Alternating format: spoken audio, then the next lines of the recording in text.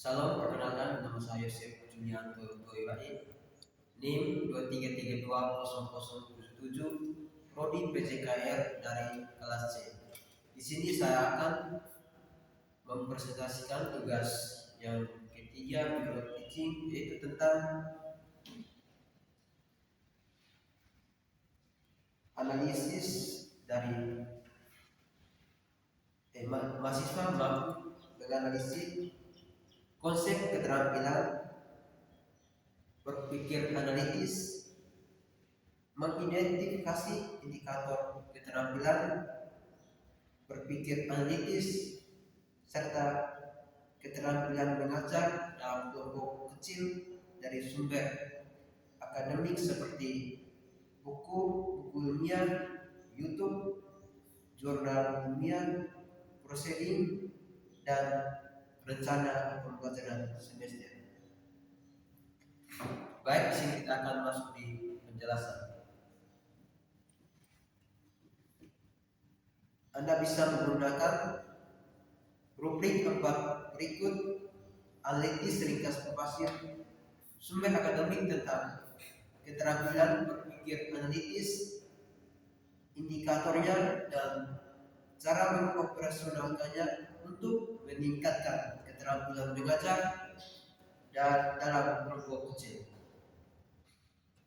Tujuan utamanya yaitu berpikir analitis pada dasarnya adalah kemampuan mengurangi informasi menjadi bagian-bagian, melihat hubungan antar bagiannya, lalu menyusun kembali menjadi pemahaman atau keputusan yang tepat.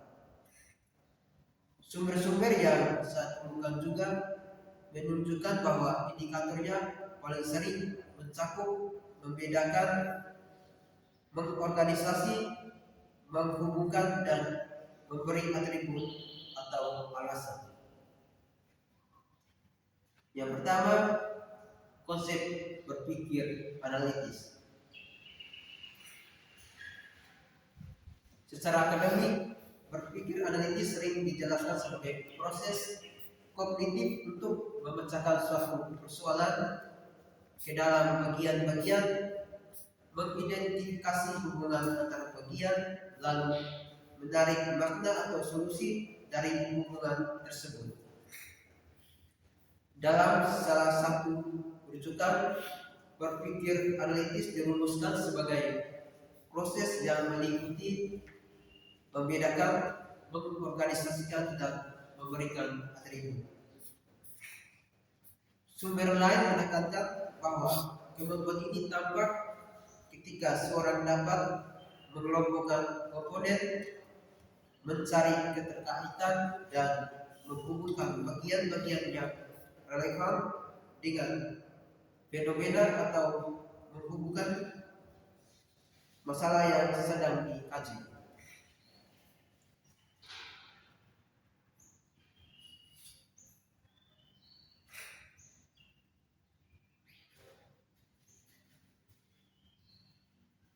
Ini membuat berpikir analitis berbeda dari sekadar mengingat fakta. Fokusnya adalah pada struktur, relasi, dan alasan di balik suatu jawaban repositori. Dalam konteks pembelajaran, berpikir analitis penting karena membantu guru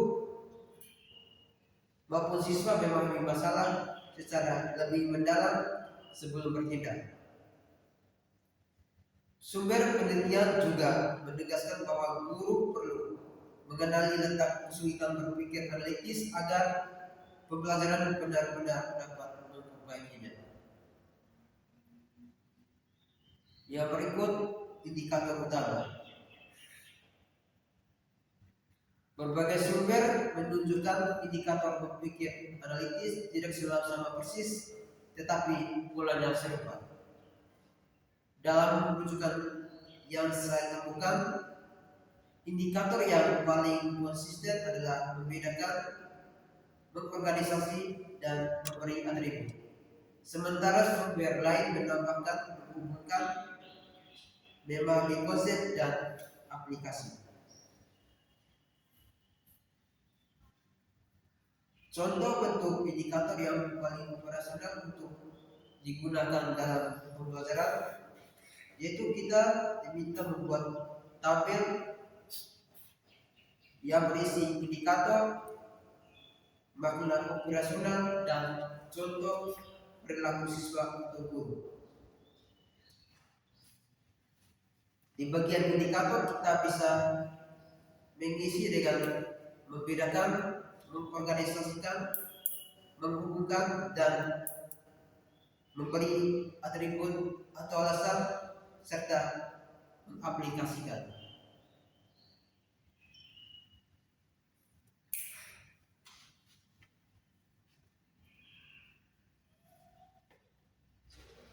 Model indikator seperti ini sejalan dengan sumber yang membahas kemampuan analitis sebagai kemampuan membedakan, mengorganisasikan, dan mengaitkan bagian-bagian masalah secara logis.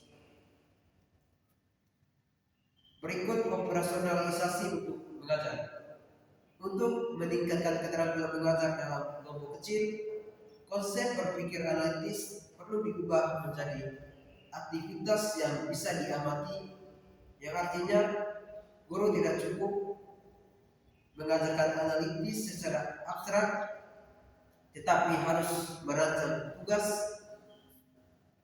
pertanyaan, dan rubrik yang memunculkan indikator-indikator tadi.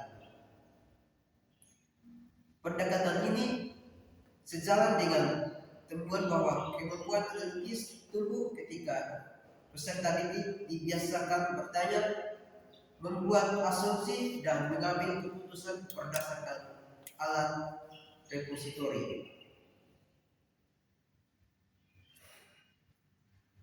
Operasionalisasi yang bisa dipakai dalam kelompok kecil yang pertama, membedakan fakta, ide, dan masalah, yaitu guru memberi teks, kasus atau video singkat, lalu meminta siswa menandai informasi utama, data pendukung, dan informasi yang tidak relevan. Ini mengukur apakah mereka mampu memilah unsur pokok sebelum berdiskusi. Yang kedua, mengorganisasi gagasan dalam struktur. Setelah diskusi, siswa membuat peta konsep, tabel sebab akibat, atau alur langkah memecah masalah. Aktivitas ini memperlihatkan kemampuan menata bagian-bagian menjadi struktur. Yang ketiga, menghubungkan antar konsep atau bukti. Siswa diminta menjelaskan hubungan antara konsep, data, atau peristiwa dengan kalimat karena titik maka titik. Dalam kelompok kecil ini dapat dilakukan dengan presentasi singkat dan tanya jawab antar anggota. Yang keempat, memberi alasan terhadap strategi atau keputusan, yaitu guru meminta setiap kelompok menjelaskan mengapa mereka memilih strategi tertentu, bukan hanya hasil akhirnya. Ini sangat penting karena berpikir analitis menuntut justifikasi, bukan jawaban akhir. Yang kelima, transfer ke situasi baru, yaitu setelah satu contoh selesai, guru memberi kasus yang mirip tetapi tidak sama. Bila siswa tetap mampu memilih strategi yang tepat, berarti indikator analisisnya sudah lebih kuat. Kita masuk di contoh rubrik singkat. Untuk evaluasi kelompok kecil tingkat seperti ini. Yang pertama, belum tampak, yaitu siswa belum mampu memilah, menyusun, atau memberi alasan. Yang kedua, mulai tampak, yaitu siswa bisa menyebutkan bagian-bagian, tetapi hubungan antar bagiannya belum jelas. Yang ketiga, tampak baik, yaitu siswa dapat memilih informasi, menyusun struktur, dan menjelaskan hubungan. Yang keempat, sangat baik, yaitu siswa konsisten memberikan alasan logis dan mampu menerangkan pada kasus baru. Rubrik seperti ini cocok karena indikator berpikir analitis pada sumber-sumber akademik memang menekan proses, bukan hanya jawaban akhir. Kita masuk di indikasi untuk kelompok kecil. Dalam kelompok kecil, guru bisa bertindak sebagai fasilitator yang memberi pertanyaan pemantik, bukan memberi jawaban langsung. Pola ini membuat siswa aktif menganalisis, berdiskusi, dan mempertanggungjawabkan pikirannya di depan teman sekelompok.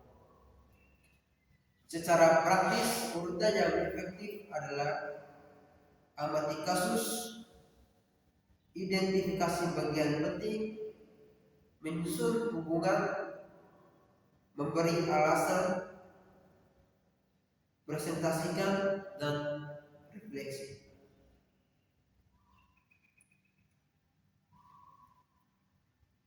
Alur ini paling sesuai untuk melatih berpikir analitis sekaligus meningkatkan kualitas mengajar karena guru belajar mengarahkan diskusi secara sistematis.